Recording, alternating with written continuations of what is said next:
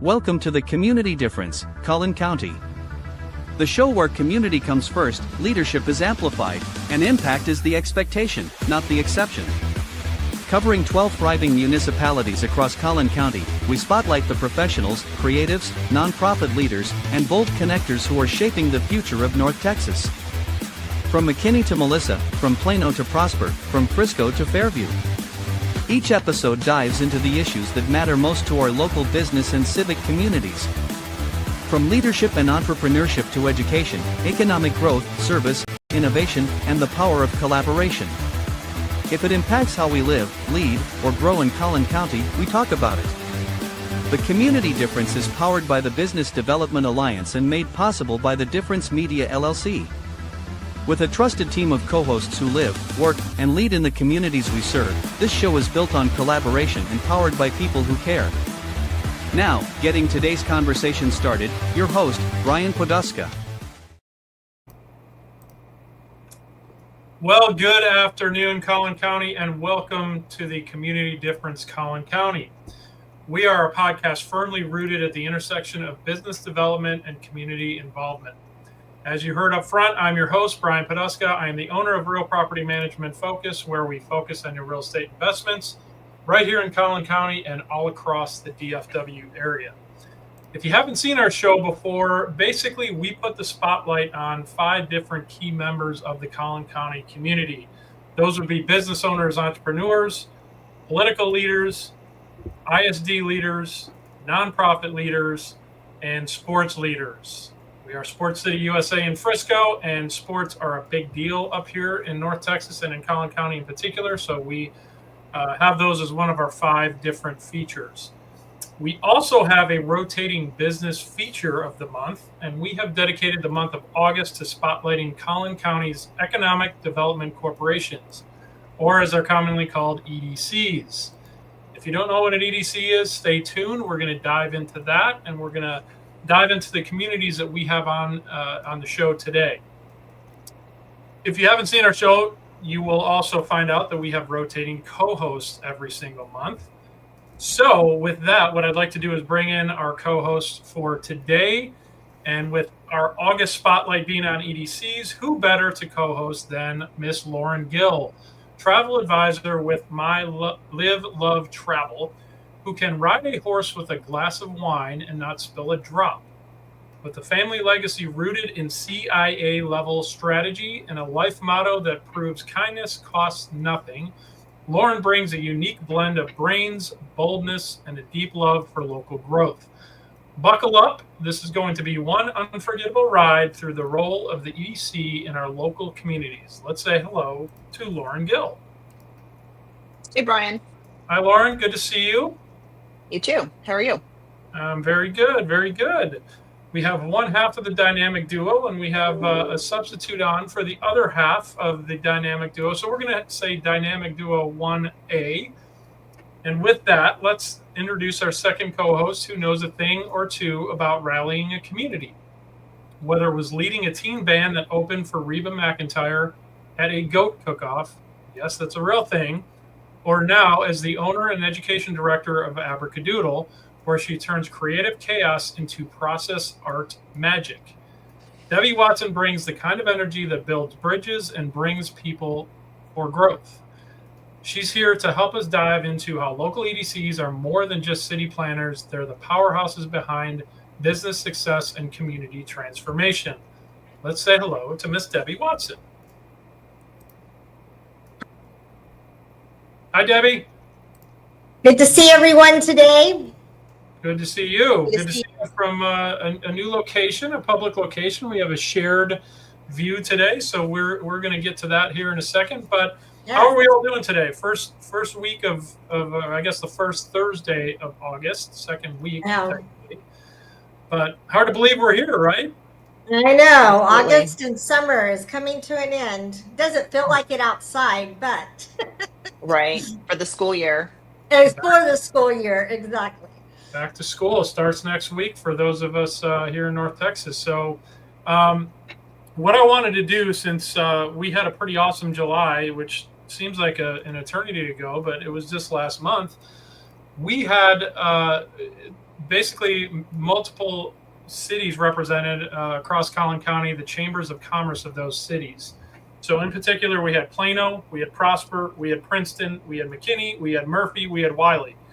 That's a mouthful. There's a lot of P's in there, but we touched on some really awesome things, right? So what's the main purpose of a chamber of commerce? That's where we started. What can the chamber do for you? How can you best get involved? That was one of the themes that we talked about. We talked about some special programs that are offered by many of what I'll call the larger chambers of commerce. So a selective leadership program. Pretty much every chamber does ribbon cuttings, those sorts of things. We talked about how the chamber works with and alongside city leadership and how they integrate with city leadership, help get businesses integrated into the city leadership. We talked about challenges and opportunities. We compared smaller chambers to larger chambers. So if you missed that, I guess I'd ask you two before we move on and introduce our guests for this month. But before we move on from the chambers, what was your key takeaway from last month with the chambers? And Lauren, we'll start with you. My key takeaway was that no matter like what size business you are, there's value in exploring what the chamber has to offer. They've got amazing leadership programs as well as an event, so you can kind of go really deep if you want to and grow as a person and as a business, or you can go a little bit more superficially, test the waters, and take advantage of the events and things that are offered to members. Love it. Good one. Debbie, what about you? Yeah, definitely. I saw the value more than I ever had. It made me even turn around and reach out to my own Chamber of Commerce and schedule a meeting with the director and asking how I can get more involved and how we can help each other. And definitely will be becoming an ambassador, at my little Elm is where I am. And so, yeah, definitely just opened up my eyes to what they do for us. And I've been able to actually share that with other people that are asking, hi, what kind of networking should I do? And I say chamber, start with the chamber, and was able to share that with other people. So Love it. Love it. And a shout out there to Kim Wallace watching and chiming in. I'm glad you attended, and we look forward to, I guess we'll tease out the fact that we will have a new co-host coming on board, and that was Kim, who just chimed in. So Kim, glad you're watching. Good to see you. Yeah, those are great takeaways. And my biggest one, I am pretty active in the Frisco chamber, but my key takeaway was get involved, right? That was one of the key messages shared by everybody. What you mentioned there, Debbie, about being an ambassador, that's fantastic. That's a great way to get involved. Reach out to your ambassador if you are a member of the chamber and you don't feel like you're involved as you could be. That was my key takeaway. So it's a two-way street, right? Chambers exist for a reason, but you have to engage with your chamber. So if you do ever have any questions on how to do that, go back, watch our shows, reach out to any of us. We can help with that. So that's kind of our recap of July. And similarly, we had a panel discussion with those chambers of commerce back in the month of May. And we also last month, or I guess it was 2 months ago, 2 months ago in June, had a panel discussion with several EDC members across Collin County. And similarly, we're having that follow-up deeper dive here in the month of August on the podcast. So that's what kind of brings us here with our EDC leaders. So what I'd like to do is introduce our two guests for today. We are joined by someone who brings both brains and charm to the world of community building.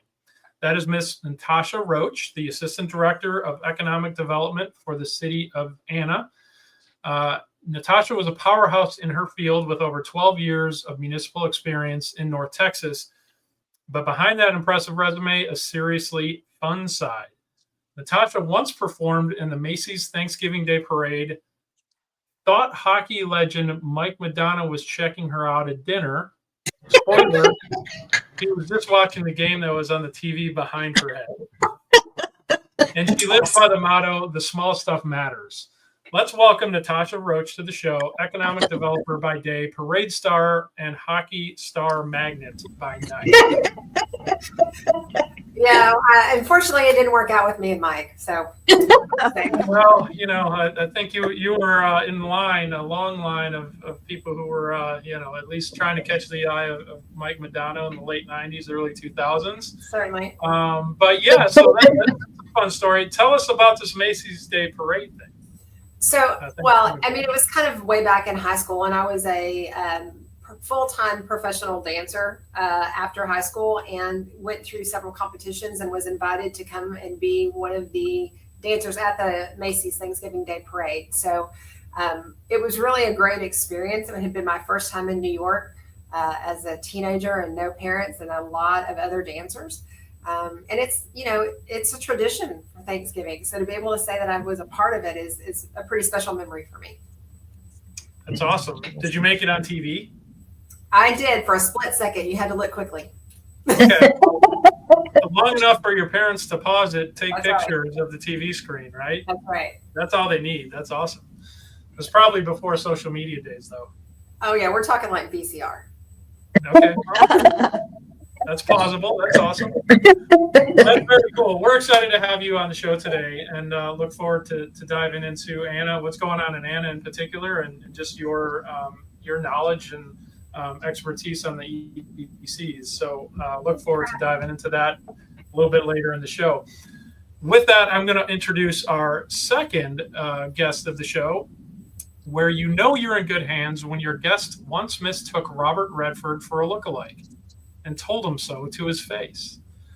We'll meet Marianne Moon, the former executive director of Prosper EDC, who believes in always leaving things better than when you found them. Whether it's restoring religious statues for the Catholic Church or helping the city that she works in grow with purpose. With a shout out to her rockstar staff and board and a seat at the table reserved for John Galt, Mary Ann is here to show us how strategic leadership and bold vision make communities thrive. Let's say hello to Mary Ann Moon. In the same room with Debbie Watson. Hi, Mary Ann. Hi. How are you? I'm great. Good to see you again. Thanks for joining us today, and thanks for getting through some computer challenges I know you were tackled with. Where there is a will, there is a way. So that's right. Thanks to Yes. Debbie. And I'm so glad I came, because for me to learn that Natasha is a hockey hussy is just awesome. Well, as a hockey dad myself, the rink rats it's always good to meet more rink rats. That's right. That's awesome. Yeah, Well, all right. So tell us about this Robert Redford thing. So you saw actually Robert Redford, and then you said, no, you're fake. Is that how I interpret that story? Well, similar to, along those lines. Yeah, we were at an event, and this gentleman walked in, and one of the guys that we were with, that was one of the hosts, he said, "Oh, we didn't want to tell everybody, but Robert Redford is going to stop by." And I went, "Yeah, right." So he walks up and he's shaking hands, and he shook my hand, and I didn't say anything. I just looked at him and I said, "You do look remarkably a lot like Robert Redford." And he just looked at me and he started laughing, and I didn't say anything. I just walked off, and a few people approached me and they said, "Mary Ann, that's really him." So that was really embarrassing.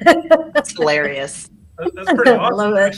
Because he probably, oh wow, you're saying, you weren't falling over him. You're like, you look a lot like him. That's cool. See ya. Exactly. That's pretty awesome. Well, very cool. So It. it is awesome, because we can talk about it years later on a local community podcast, right? Yeah. Well, awesome. Well, thank you, ladies, for joining us. We will dive into, local EDCs and talk about, again, just kind of educate our audience. We'll start with education first, and then we'll dive into the actual community impact and things like that. So we're going to do that here in our not the next segment, because our next segment is what's cooking Collin County. So we're going to talk about what's going on around Collin County.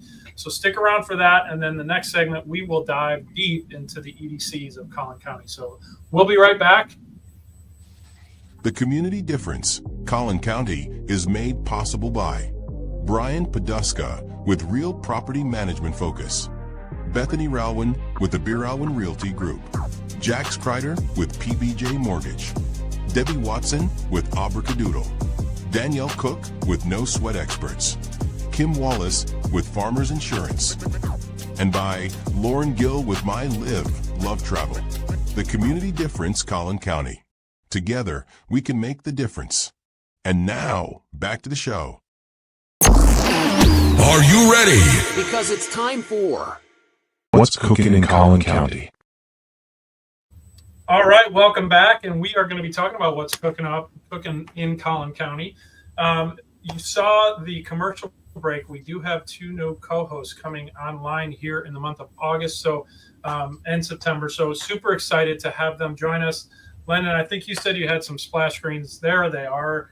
There's Miss Kim Wallace, who we heard from earlier in the show, and Danielle Cook, co-owner of No Sweat Experts. I can speak to their business in particular because they do some awesome work for real property management and has taken some of our tenants out of some really hot situations, meaning hot temperature. Yes. So They've helped us twice too. Yep. They're well known around the Collin County area and beyond. So super excited to have them join us over the next several shows. And there's Danielle saying, what a timely hello. Hi, Danielle. Good to see you, and thanks for chiming in. All right, let's go around the horn and let's talk about what's cooking in Collin County. So, Debbie, I'd like to start with you, and we'll just go around the horn. Okay, great. Well, good thing is school starts, if you didn't know. And guess what? We even have Anna here. Anna started yesterday. Man, they started early, but we have Wiley School District starting on Thursday. Princeton is starting August 11th. Allen, McKinney, Plano ISD start Tuesday, and Frisco and Salina and Prosper started on Tuesday, and then Frisco and Salina start on the 13th. So if you are one of those moms that are starting on the 13th, well, guess what? They're having their 4th annual Moms and Mimosa event.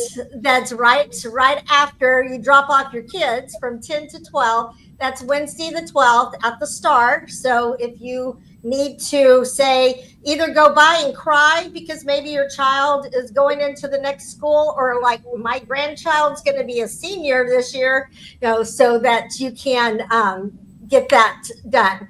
So we want to also announce that there is a Cycle in the City bike ride that's going to be Saturday, August 9th. That's going to be at the PGA Trail. It's going to start at the Stadford Middle School, and it's going to go from 8 to 10. So be sure and grab your bike, your helmet, your water, and get out there and go have some fun with that.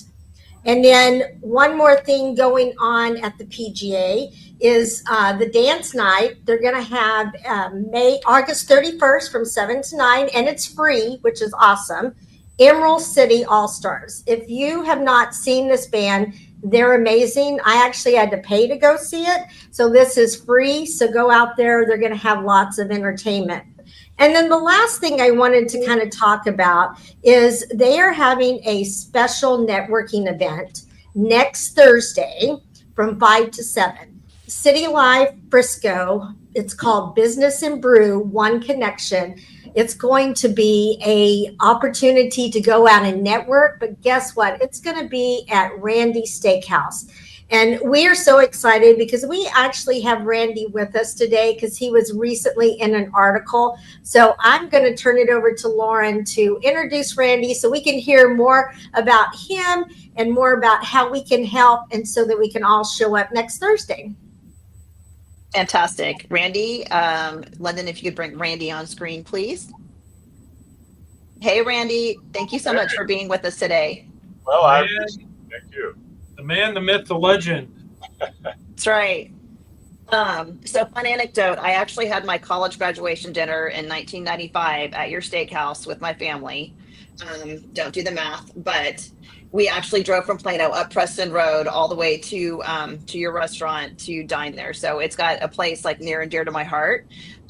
Would love to hear just briefly a little bit about the background of Randy's. How did you choose Frisco and Collin County as the place that you wanted to establish yourself? Well, first of all, I was a chef and kitchen manager at Del Frisco Steakhouse. So I ran the kitchen for Dale for 6.5 years. And when I'm back in the kitchen working with Dale used to talk quite a bit about Frisco. He used to always say, you put a business between Preston and the toll road, and you head north, you're going to thrive. And so that's actually the real reason why I started looking at Frisco. I was 28 years old at the time. Amazing. How can we, we're aware that the rail district is experiencing some challenges right now because of the construction that's taking place. What are some ways that we as a community and the Community Difference podcast can support you and other rail district restaurants? Well, and you're right. It's not just me. It's everybody downtown. And it's not even just the restaurants. There's a fitness place across the street. I mean, there's a lot of people are hurting, and I think Frisco has been a great community for me for years. So for example, during COVID, people really came out and supported us. I think what makes the Main Street thing different than say COVID is COVID happened to everybody, so people supported their favorite businesses, and we actually thrived during COVID because we're the longest running restaurant in Frisco. The Main Street construction, I think people are avoiding the area, and I think what's happening, they just assume that when the road is done, you're still going to be there. But if people don't come in the meantime, there's a lot of businesses that aren't going to be there. In fact, we just lost our 14th business this last week since all this construction started. So the big thing is just try to take some time out to visit any one of the businesses down on Main Street. Of course, I'd love you to see me, but it's not all about me. There are some great businesses that are established down there. Completely agree. What are some upcoming events that you're hosting in particular? I know we've got the networking event next week, but are there some other things either on a regular basis or that are special events that you would like to share with us? Well, we do monthly wine dinners. So we always do them the last Thursday of every month. And if we're consistent with that, the only month where it's different is December. We don't do them in December because we're usually backed up with Christmas parties. But we do it the last Thursday, and it's a 5-course dinner. We pair wines to go with each course, and they're not terribly expensive. It's $95 per person instead of to it. And they're just lots of fun. We give away bottles of wine. We have speakers that talk about the wines themselves. I get up and talk about the menus, but they're a lot of fun. They're very, very popular for sure. I'm definitely adding that to my calendar as a wine lover. We'll do it now. Any other questions, Debbie or Brian? Do you have anything that you would like to talk to Randy about? Oh no. Yeah, I would just say I'm just no question. Go ahead, Brian. Ladies first. Go ahead, Debbie. Oh, well, I was just going to say, I know when we had recently read the article and it just really touched our hearts, we just automatically, several of us went out, and I just really appreciated you coming out and just greeting us and talking to us. And the food was spectacular that we had, and the drinks were even better. So I would just encourage everyone to go out. And to your point, yes, they are hurting. I saw 2 more stores that are having to close their doors. And I think it's just, as a community, we need to come together and really support that area, because yes, it will be lovely when it's done, but it won't be as lovely if we don't have anything to do down there. So we all need to really support it now. Absolutely. Yeah, for sure. And I'll say this, since all this, I didn't ask for all this attention, actually, it just kind of happened. But since all this attention has happened, the last 7-8 days have been amazing. People have really come out. That's always been Frisco. Every time, I've ever did a shout out that we needed to help with something, Frisco's always showed up. And it really, my problem right now is actually a different one. So now I've gone from being so slow. Now we're actually very busy. And of course we don't have the staff. Right. Right. Any longer. So we're having to deal with that issue a little bit, but I'm not complaining, and neither is my staff. And we're actually been calling out some ex-employees to come help us. We're not really sure if we're ready to hire new people just yet because I'm a little concerned about people having short attention spans. But if it continues, then of course we'll beef up. But no, it's been fantastic, and so we're very grateful for that. We want to thank everybody for that for sure. Awesome. Well, I love hearing that people responded, right? Because that article was awesome. There's been an outpouring of just rallying cries online. I've seen them, and we're going to try to do as much as we can to keep beating that drum, because you're absolutely right. People need to show up, whether it's to Randy's or Dee Dee's or you name it. New addition, Elaine's down there. Come on out. It's really not that hard to find parking. Yeah, it's a little bit slower going through downtown, but parking is still available. So that's what we're trying to do, is just make sure that we continue to spread that message. So with that, Randy, thank you so much for joining us today. I'm glad to hear you've seen a nice little bump in the recent with the recent publicity. Keep it up. That's a better problem to have than not having staff or having too much staff and no people coming through the doors. So great to hear that, and thank you so much for being on. We'll see you next week. Yeah, well, I appreciate that. We look forward to seeing all. 100%. All right. Thanks, Randy. All right, real quick. That was awesome to have Randy on, especially given the timeliness of the article, and the recent bump is great to hear. Let's see, Marianne, I think you had something to share in Prosper. Is that accurate? Well, Debbie was just asking me about the development that's taking place there. And there has been a lot. The most recent completion, which we're really excited about getting open and going, is the new development that Blue Star put in, which is adjacent to Target at the gates. It's a beautiful complex, as anything else that Blue Star does. They put their stamp on it. We're going to be opening Total Wine, REI, Carhartt, Barnes & Noble, and then several other restaurants and businesses are going in there. HEB's grand opening in Prosper is next week. The 12th is the ribbon cutting, and then the 13th is open to the public. That's going to be huge for the area, not just Prosper, because of where it's located on Frontier and the Tollway. Mm-hmm. That's been a huge addition for our community, and something that we're proud to have gotten completed.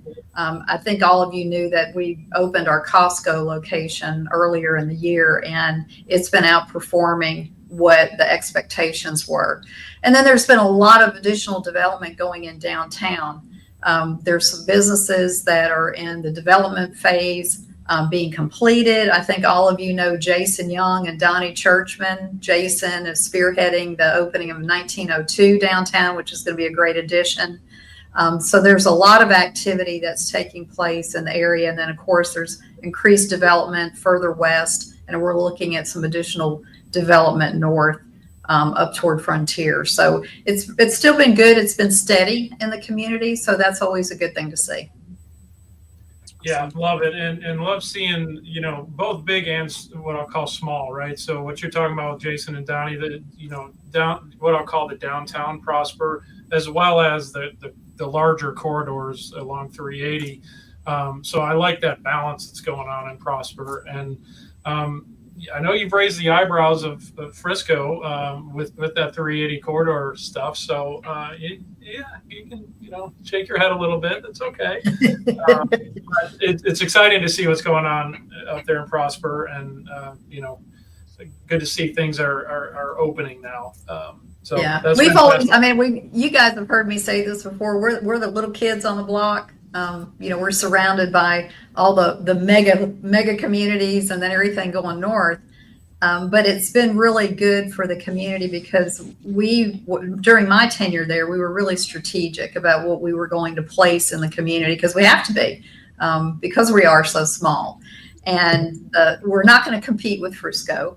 That's just not going to happen. So finding that individual identity for the community was a challenge, but I think overwhelmingly we've done pretty well with it. Yeah, for sure. And I do want to dive into that dynamic. We'll talk about that as we go a little bit deeper into the EDCs and how they operate or how they compete even, right? So let's save that one for a little bit later because I do want to dive into that. Natasha, do you have anything that you want to mention going on up in Anna? Oh, absolutely. We are probably the small fish now as one of the smaller communities that in 2019, we only had 19,000 people, and we're currently sitting at about 32,000. So rapidly growing community. We have the luxury of having Highway 75. So development along 75 continues to grow. We have some big announcements coming later this year for the corner of Rosamond and 75, which is going to be a huge retail development. I'm very excited about that. 2 high-end communities coming in with Telus Group. Shirley Farms is going to just purchased 1,000 acres. So we have a large development to bring in some residential there along with Liberty Hills.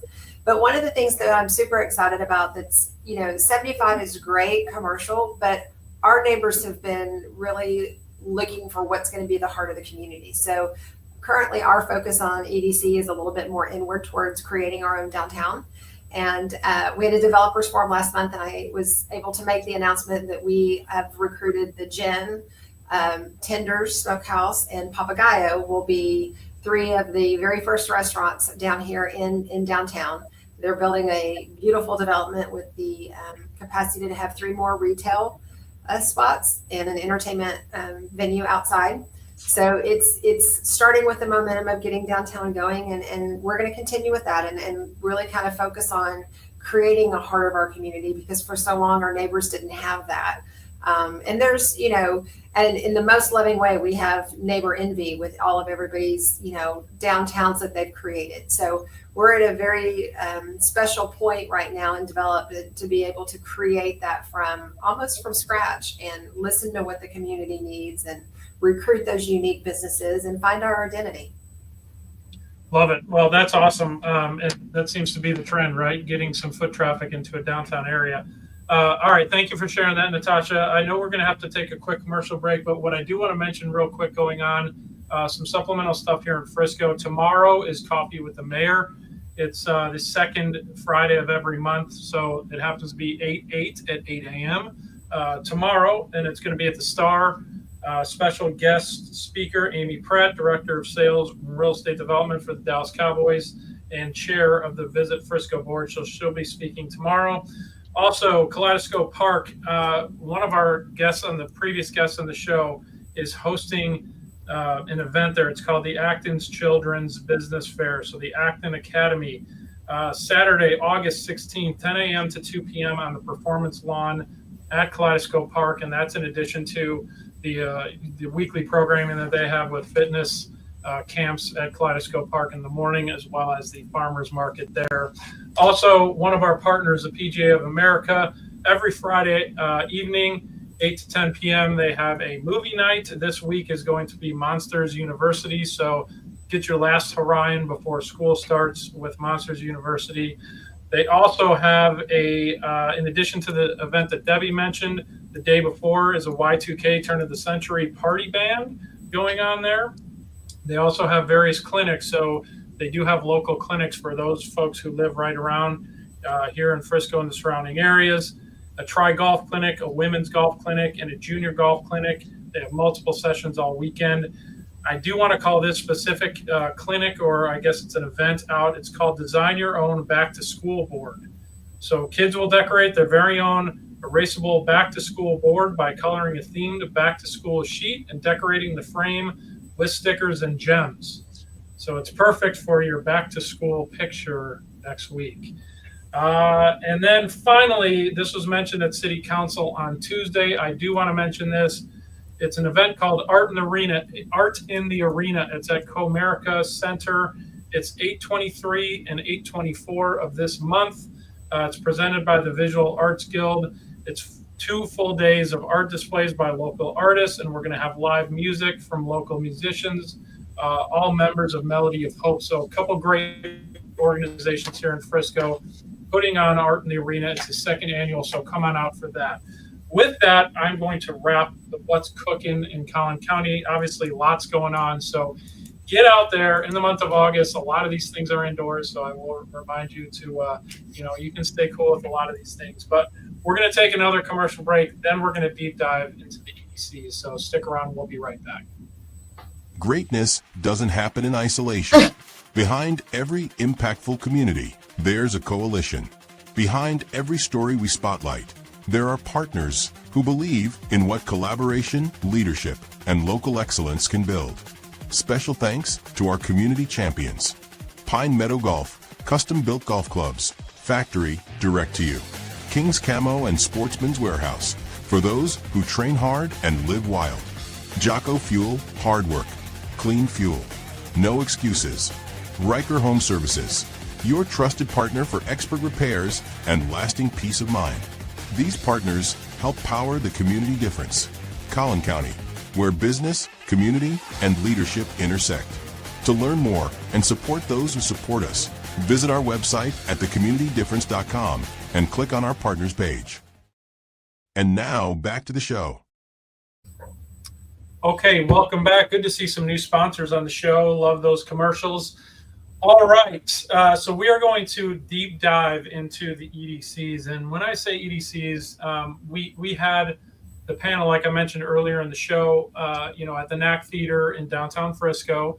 And we had, I think 5 or 6 panelists where we kind of deep dove into the EDC. And one of the feedback is, hey, that was awesome information. Thank you for having it.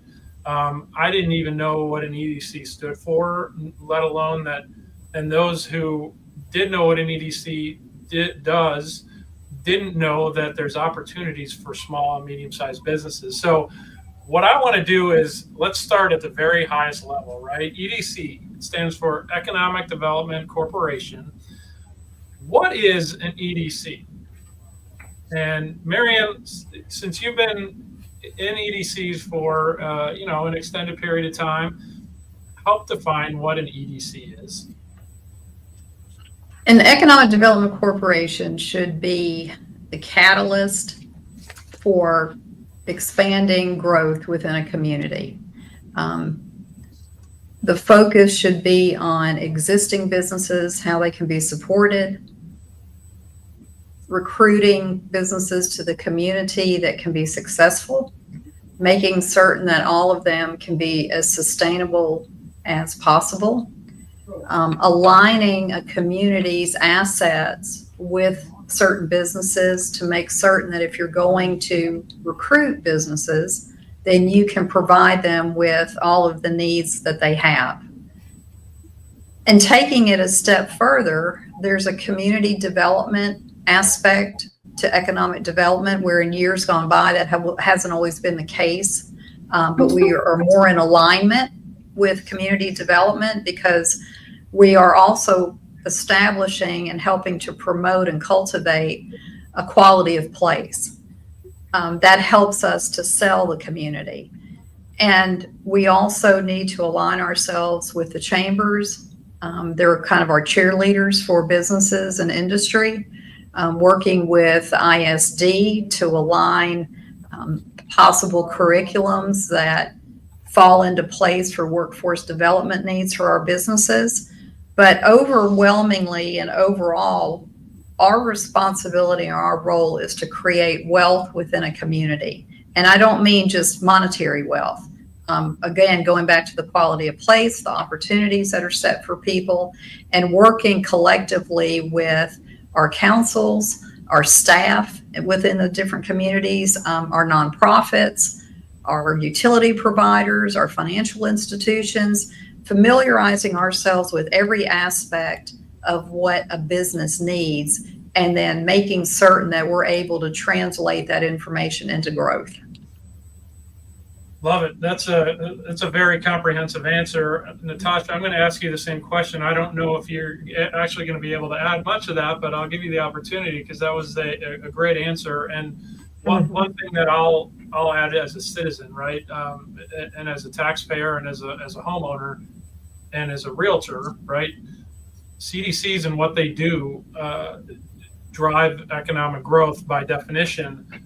But that also drives up property value, right? And not just residential, but commercial as well. So looking at it from the holistic high level picture, yes, it drives not just the local economy, but also real estate values and lease values and things like that. So very good answer. Natasha, not to put you on the spot, but can you add anything to that? Because that was pretty awesome. I can add just a little bit. I mean, Marianne said it so eloquently, but I like to think of us as the bridge between the public and private sector. I mean, we help entrepreneurs, developers, companies navigate things like permits and incentives and workforce programs, all in the name of driving that economic development. One of the things you're tasked with is, like you mentioned, property values. So we look to offset that with sales tax. And build a community that has sustainability. In a fast growing city like ours, we have to be smart about it. We're a relatively young city, so we are looking at the grand landscape of what we have and planning for the future and making sure that we are recruiting those businesses and creating those jobs and building a community, not just from the standpoint of tax, but also, making it a place that people want to live and to be here and feel like they're a part of a community. We have a CDC tax with us as well. I'm an EDC and CDC. So sometimes our focus is on, the quality of life. What kind of parks and entertainment can we bring to the community? And ultimately the goal is, if you live here, we want you to stay here. We want you to find your job here. We want you to spend your money here. And it's our goal to try to accomplish that with those things that both Marianne said and what I've just mentioned. Love that. And Lauren, I know you're going to ask a question, but one clarifying point, right? So we've been talking taxes, and that's a large general term. There's the property tax that we pay as homeowners, and then there's sales tax that we as consumers pay anytime we buy a steak at Randy's or go to the Target or the HEB that was mentioned, right? So those are sales tax dollars. Those sales tax dollars are what goes to fund an EDC, or you mentioned, Natasha, a CDC, a Community Development Corporation. So those are more, what I'll say, cost black holes, but they give back to the community. So you mentioned Parks and Rec, things like that. Whereas the Economic Development Corporation is more focused on driving business and economic revenue drivers. And I'm speaking as a layman here, so if I've misspoke, let me know. But just again, kind of level setting everybody on what each of those things are, how it's funded, right? Our property taxes go towards a lot of things, right? But the EDC and CDC are funded by those sales tax dollars. That's and right. Lauren, I'll let you ask your question now after I butted in. Yeah, no worries.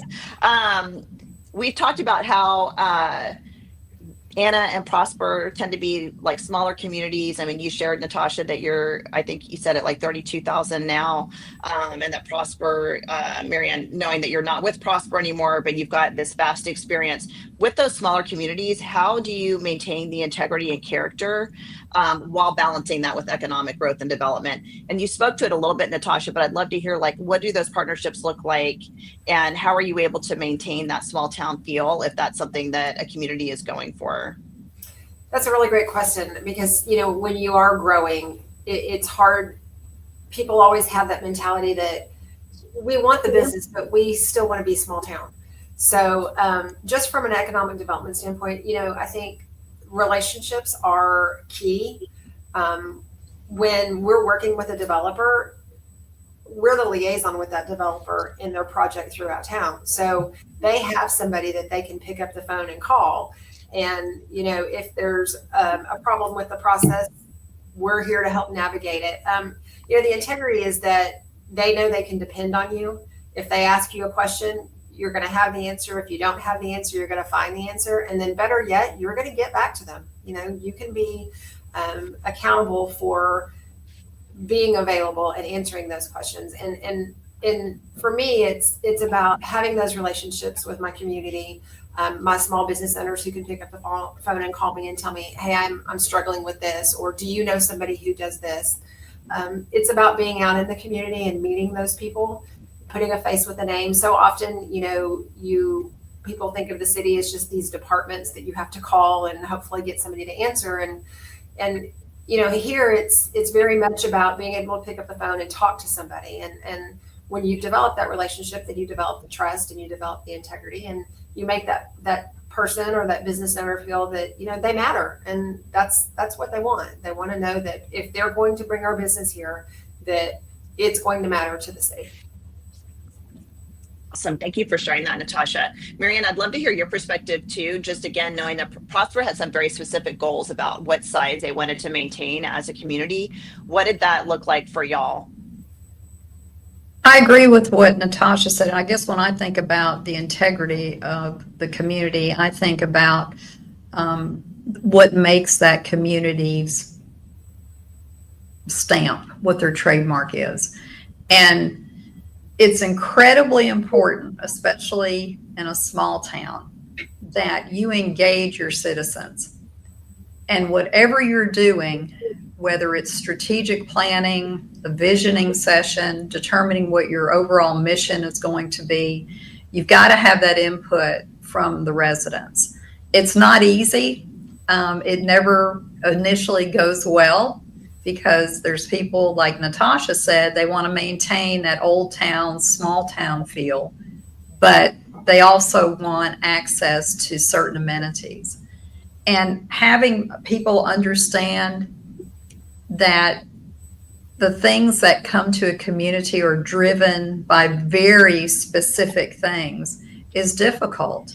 How many times Natasha and I and other EDC directors have heard, we want a Randy's Steakhouse up here, we want a Bob's, we want a D Lincoln. And they don't understand that just because you want it doesn't mean it's going to come. Right. These businesses are focused on data that includes traffic counts and disposable incomes and rooftops and traffic patterns. And all of those things we have to analyze and figure into the companies that we're going to recruit. And like Natasha mentioned, you have to be very, very strategic in how you go about that, because you want them to be successful. You want to be able to support the initiatives and the investment that they make, and at the same time, make the residents happy. And for the towns especially like Prosper, the majority of everything that's done there is based upon generating sales tax revenue, because we don't have other means of creating that revenue. I was always very jealous of the Annas and the Salinas and the other communities north of us, because they were much larger. They had the opportunities and ability to have an industrial or manufacturing sector that we didn't have. And I would always urge those communities to make certain that they're very strategic in placement of those types of opportunities and how they can best capitalize on them within the community. And always, always, always find out from the residents what their thoughts are about it. I love that. Well, and to dive even just a little bit deeper, maybe into that, in your experience, what is the biggest mistake small businesses make when trying to work with it or even applying for incentives? And I'll ask you first, Marianne, since you're by me, and then I'll ask Natasha.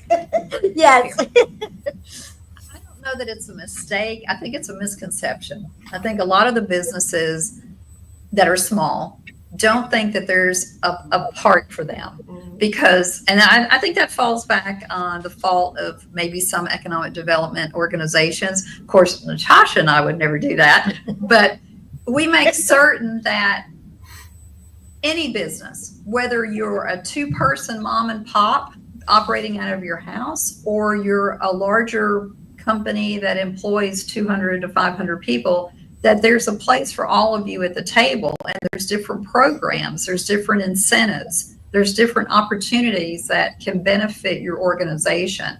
And as an economic developer, and I teach economic development, our role is to educate people. And part of that is educating the businesses, letting them know what is available to them to help grow their business and help support their business. So I would hope that most businesses understand that there are opportunities for them. They just need to be open to them. And as we all know, business owners are very busy. they don't have the time to seek out information. So it's really important that we make it available to them and help create those opportunities. Awesome. Natasha, kind of anything to piggyback off of that, to that, either a big mistake or maybe even when they're applying for these incentives, and maybe where do they go even to find some of these incentives? Sure. Yeah. I think, one of the things that I come across a lot with entrepreneurs, or sometimes we call them mom and pop shops, is very few of them have, well, they're going into a business that a lot of times is something that they have a passion about.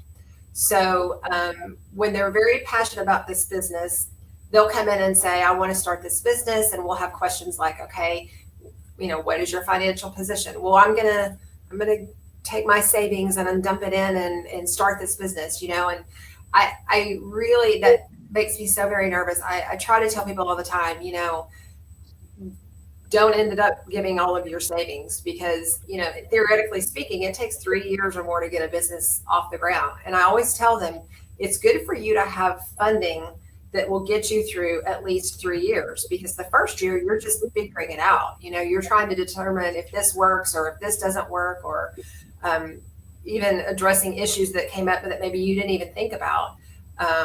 The second year, if you're lucky and fix all of that, then maybe you're breaking even. And by the third, maybe you're making enough profit that you're not having to subsidize it. But I think the other thing too is when you have those businesses that are going out and looking for lease spaces, there's also a disconnect on how leases work. So a lot of them may even go in and sign a lease before even coming and talking to us. And then they're in a position that, they're on the hook for this lease space, and they didn't understand that there's triple net with that. I've spent a lot of time going through leases with entrepreneurs so that they understand going into it that it's not just going to be a base rent. It's going to be a base rent plus a triple net. So it's nothing against them other than the fact that sometimes I just think there's a little bit lack of knowledge about what exactly is involved in the process. And coming to the EDC, I want to know what your plan is. Tell me what you expect in the first year. How many employees are you going to have? What is your vision? Do you have a 5-year plan? The more I know about your business, the more I can direct you to the resource that you need. That's awesome. I love this every time we get together, because like I said, I learned about Chamber and I'm learning about EDC just having gone into my first year of business. It would have been helpful to know about this beforehand, right? Even though we're doing okay. But I just think it's so important that people know that there's resources out there before you go out and invest in something. Well, and I will tell you too, and Marianne spoke to this, business owners are busy. Sometimes they're the manager, they're the cook, they're the dishwasher, they're the marketing person. And I always tell them, if you can afford to do it, find somebody else to do your books. Don't be in the middle of doing your finances. And find somebody to do your marketing, because those are the two things that I think can make or break a business. And so many people are trying, they aren't even paying themselves a paycheck because they're trying to run the business. But for protection for them, those are the two things I tell them they need to find a way to do that outsourced and not be responsible for. I'd like to add too, one of the things that we developed during my tenure in Prosper, and I had done this before in one of the other states I worked in, was we developed a questionnaire, and it's about 6-7 pages long, and it asks everything from what your business concept is, what your business plan is, what your finances are, what your 3 to 5 year plan is, how many employees you're going to have, what salaries or wages are going to be paid, what your anticipated overhead is, what your plans are for either a build to suit or a finish out or lease space. And it's very in depth. And we did it for 2 reasons. The first one being is to get some sort of idea from the individual or the group about what they planned to do, what they intended to do, and had they really thought through the process. The other reason was you have a lot of tire kickers that come in and they're looking for an incentive. Well, if you want an incentive, we're glad to discuss it glad to consider it, but you're going to have to provide a whole lot of information to us just as a basis for where we're going next. We would never make a decision based strictly on the information that's provided on the questionnaire, but it really provides a good beginning point to where these businesses are headed or where they think they're headed. And I have to say, more so than not, a lot of the small companies or the folks that had a great idea for a business, they realize very quickly when they take a look at that questionnaire that they're not ready. And that's a good thing, because you don't want them to jump into something that they're truly not prepared for. Absolutely. That's awesome. Yeah, absolutely. Well, love that. And I love the and this was the key takeaway that I had from the panel discussion, just the kind of the coaching and the resources that EDCs provide, which I wasn't aware of prior to launching my business. But, I'm glad we teased that message out here, and I'm glad it came out at the EDC panel that we had a couple months ago, because that's a key factor that business owners really need to hear. Speaking of the panel, before we cut the break here, I did want to talk about one of the follow-ups from that panel was any attendee who was able to attend was, there you see it on the screen, they got a EDC ebook overview, and it's really a strategic guide for small business owners, giving you a clear picture of the local business climate, how to leverage it for growth.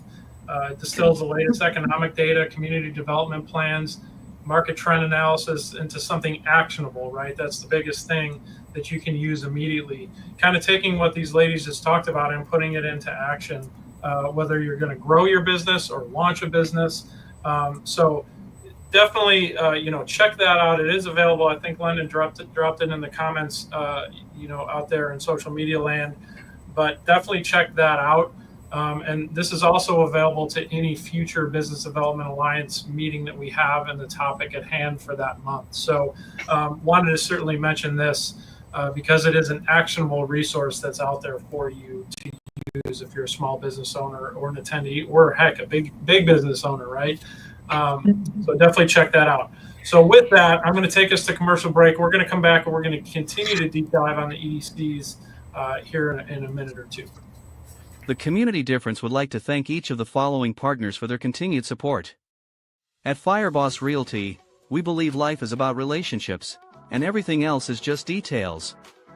Whether you're buying or selling, Scott and Amy Johnson are here to understand your family's unique needs and deliver expert guidance on the North Texas real estate market. With a reputation for integrity and personalized service, Fireboss Realty makes your home journey stress-free and successful. Ready to make your move? Visit firebossrealty.com and let's ignite your real estate dreams. When your home's comfort is on the line, trust the HVAC team that puts integrity first. Danielle Cook and No Sweat experts are changing the standard for heating and cooling in North Texas.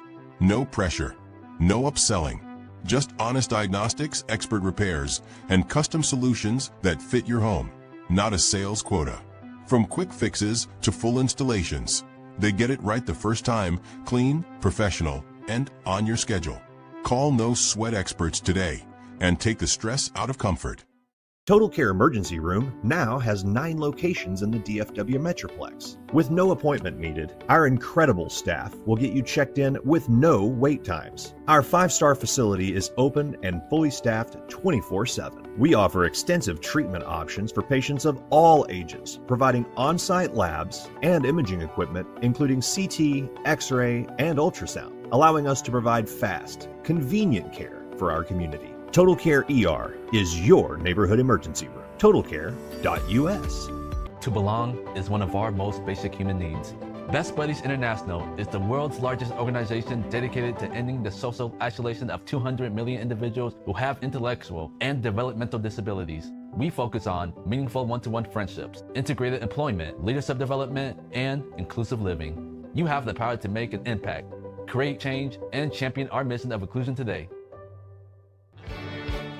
We are Cloud Staff, enabling remarkable growth for businesses everywhere with our pioneering enterprise-grade remote work solutions. We are on a mission to help business owners scale while reducing costs by matching you with an amazing staff mobilizing your team and helping manage business performance, making us the #1 workplace as remote work gets done. Connect with us to access the world's top talent and discover how we can enable remarkable growth for your business. And now, back to the show. All right, welcome back. And we're going to continue our conversation on the economic development corporations around Collin County. In particular, we have Anna, and we have an expert who was with Prosper previously and has been in economic development corporations throughout her career. So what I wanted to do was kind of take the conversation back to the EDC in general, right? And I'm hearing somebody typing, so okay, that's better. A little bit of background noise there. What I didn't mention up front is what you see is what you get. We are a live show, so sometimes we're going to hear some background noises. We'll have a barking dog every once in a while, depending on the setting. But that's the production manager's fault. Oh, see, the guy who's running the show is the guy who's making the noise. Thanks a lot, Lyndon. Well, we appreciate the curveball. That's all good. But so for me personally, right, I knew what an EDC was. I kind of knew what an EDC does. But until I went through the Leadership Frisco program and really spent a day with the Frisco Economic Development Corporation and learned about, how it's funded, what kind of projects they get involved in. And this isn't specific to Frisco. This is in general, right? The cooperation and partnership that you have with the city, with the chamber, with the school districts, all of those teams, oftentimes are pulling in slightly different directions, but when you can get them all pulling in the same direction, the power is really incredible. So that really started fueling my desire to learn more about EDCs. So question for our two guests, what drove you to get into Economic Development Corporation? I'm just curious because it stoked my fire a little bit. So what's started your journey down that path? And Natasha, let's start with you. Okay. Well, ironically, I am a graduate of a hospitality management, and I worked with the Four Seasons for several years and then went into marketing. And when I was looking for a career change, I came across a position working for economic development, and I thought, well, this sounds interesting.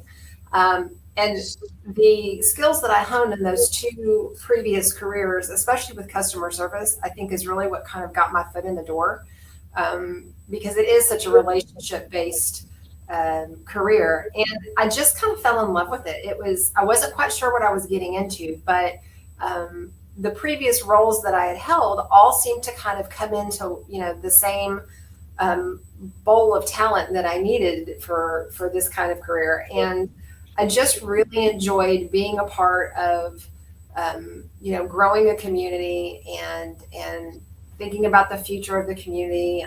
I tend to be very goal driven, which, I think most EDC people are. So there's a lot to be said for being a part of the process and seeing something come to fruition.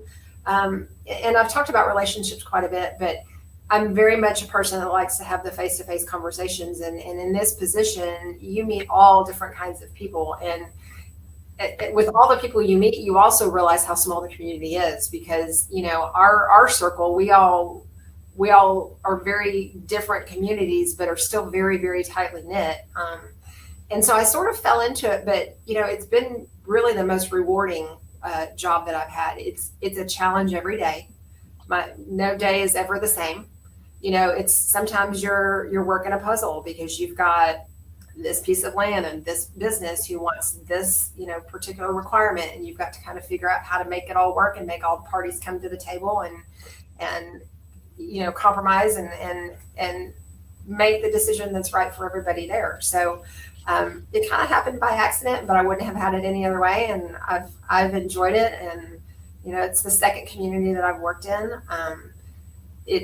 I was very heavily involved in my other community with chamber. So chambers are very, very important to the EDC. I've always said, we recruit them and then we hand them over to the chamber to keep them here and continue that networking. And so it's definitely a partnership.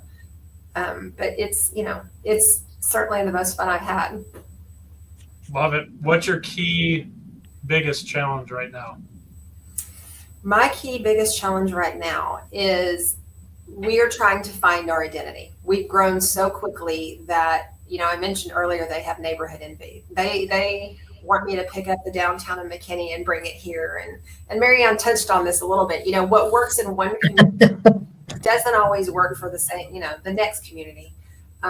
So the challenge I have is this development of downtown. I have a large area and only a few historical buildings, and now we're creating that. And what is it that we want to create, and what do we want to see down here? And listening to the community, as Marianne said, is huge in that, because this is where they have chosen to live their life. So it's very important. But downtown right now is finding our vision and determining who do we want to be. Well, you've got a lot of places to model off of. So take those and make them bigger. Absolutely. Love it. Love it. All right, Marianne, same question to you. What drove you to the craziness of Economic Development Corporation life? I was a private business owner for many, many years. And during that time, I was appointed and asked to serve on several boards. A couple of them being Economic Development Corporation Board of Directors. Ended up being the first woman to be the chairman of one for 2 years. And it was during that time that I started learning about economic development. And when I sold my company, it was, okay, what am I going to do now? And I decided at that time, because of the interest I had in economic development, I would pursue all the education that I needed and become certified and become very involved in the profession itself. And so realistically, that's how I got into it. But I also knew that having been a private business owner, it was going to give me an advantage that a lot of economic developers didn't have. Right. Because I had been that person on the other side of the table. I had been visited by numerous economic developers and people that were representing utility companies and government agencies. And there was a lot of information and knowledge that I had that I felt like could translate very effectively into economic development. And one of the most, I guess I'd say, vivid memories I had is when I was getting my certification and I was in the oral part of the exam. One of the panelists said, it was at the end of the interview, he said, I want to ask you a question. He said, this is personal to some degree. And I was like, okay. And he said, what is the biggest difference between you transitioning from private sector to public with economic development? And I sat there for a minute, and you have to understand, I was in the trucking, transportation, distribution business, so I'm probably a little rough around the edges. And I said, well, let me tell you something. I said, when I built my warehouse, I said, behind my desk was a bay window. And I could kick the underside of my desk, and I could look down one alley, and I could look down another alley, and I had a big speaker system in there, and I could get on there and say, what in the hell are y'all doing out there? And I said, now, being in the economic development world, I have to reach across the table and hold the hand of a business or a mayor or a council member to say, tell me how we can work through this. I said, that was something I really had to learn and make quick learning of it. But I've always had a servant's heart, and I enjoy immensely working in a community, helping it grow, helping those businesses be successful, and giving back to the folks that live there in a positive way that's going to make a good impact on their life and the lives of other people. And I think with economic development, and I always share this with some of the younger economic developers, is your role and your responsibility as an economic developer is huge. And you're going to impact people's lives that are never going to know who you are, because that's not what it's about. It's about working behind the scenes to make things happen. but you're creating wealth, you're creating opportunities for employment, you're giving somebody a leg up on maybe having a different career, buying a home, buying a car, starting a fund for their children to go to college. And that's what this should be about. It should be about improving the opportunities in a community for the people that live there. So that's very well said. Yeah, I love the story about your own personal development and trying to figure out how to politically, drive some without using too many curse words. That's right. No, that's awesome. That's a great story. I love that. Okay, so we've got a few minutes left, and I just wanted to kind of recap some of the key nuggets that I've taken out of the awesome conversation that we've had with you guys. Marianne, you just kind of touched on it, right? EDCs, what are they? They're a wealth vehicle for a city. You said that earlier, and I think you summed it up very, very nicely there. I heard also there's a place and a program and an incentive for everyone. You just have to get involved, right? So love that. EDC, along those same lines, right? EDCs are there to help. Talk to your EDC before either expanding your business or launching your business or signing that lease, right? Reach out. You guys are there to help. A lot of people don't know that. A lot of people hear, well, the chamber's there to help, but the EDC is just there to bring businesses in. Well, it's more than that. Those are a couple key nuggets that I took away from the conversation today, which was really a really good deeper dive and reiteration of what we talked about in the BDA panel a couple of months ago. So with that, what I'll do is just kind of throw it around the horn, remind the audience who you are, what you do, and how you can help them. And Marianne, let's start with you, and then we'll go to Natasha, and then we can wrap up. Well, I'm Marianne Moon. I'm a certified economic developer. I've been very involved in the profession for 17 years. I'm an instructor for several basic economic development courses throughout the country.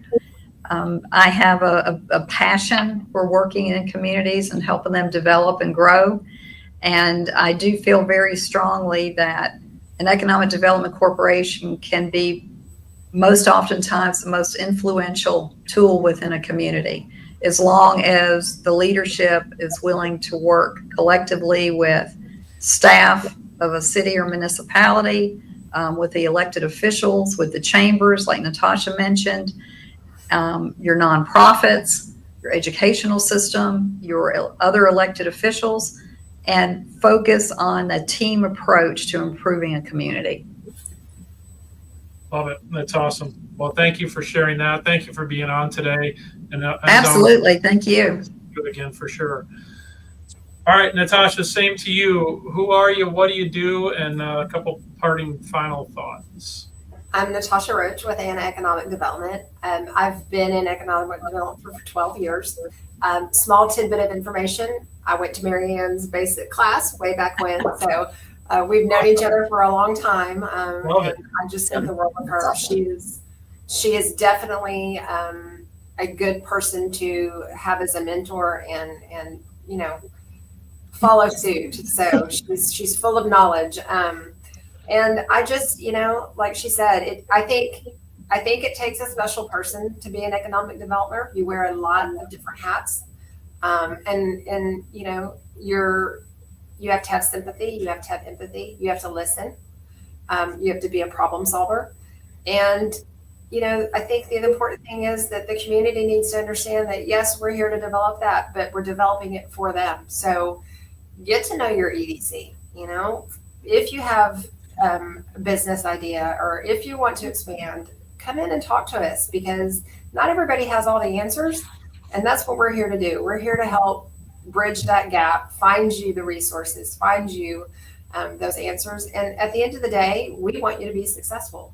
We want you to succeed in your business, and we want to grow our community, and we want to grow our sales tax base, and just know that we're here for you. Love it. That's right. You guys exist for business success. So your success is based on our success. So love that. Love that message. Thank you both for being on today, sharing your insights. Thank you, ladies. if you could just Yes. stick around after the show, we do want to get some input on the ebook, and we just chat with you guys a little bit later. But we are up against it. We are out of time. Lauren and Debbie, thank you so much for co-hosting. As usual, great to see you guys.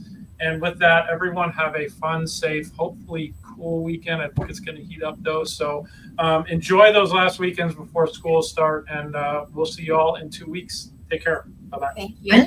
The Community Difference, Collin County was made possible by Brian Poduska with Real Property Management Focus, Bethany Ralwin with the Beer Ralwin Realty Group, Jacqueline Kreider with Financial Mastery Simplified, Debbie Watson with Abrakadoodle, Danielle Cook with No Sweat Experts, Kim Wallace with Farmers Insurance, and by Lauren Gill with My Live, Love, Travel. The Community Difference, Collin County. Together, we can make the difference.